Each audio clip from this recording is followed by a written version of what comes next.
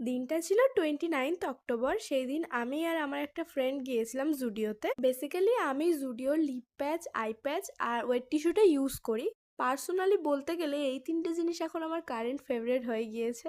আর তখন যেহেতু নতুন নতুন শীত পড়ছিল, তো আমি একটা লিপ বামও নিতে গিয়েছিলাম। তার কারণ জুডিওতে খুব অ্যাফোর্ডেবল প্রাইসে দারুণ দারুণ ফ্লেভারের লিপ বাম পাওয়া যায়।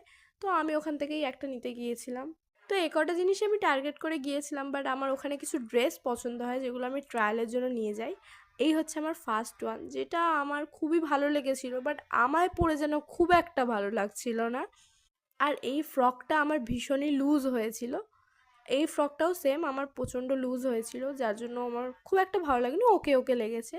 আর আমি জুডিওতে গিয়ে এই বুট কাট লেগ জিন্সগুলো দেখতে পাই, যেগুলো আমার ফোনে অনেকদিন ধরেই উইশ লিস্ট করা, বাট নেওয়া হয়নি। ওখানে গিয়ে দেখতে পাই, আমি চট করে নিয়ে নিই। সো আমি এই বুট কাট লেগ জিন্স, এই ওভার সাইজ টি শার্ট আর ওই ক্রপ টপটা নিয়ে নিই। So yeah, that's it, by.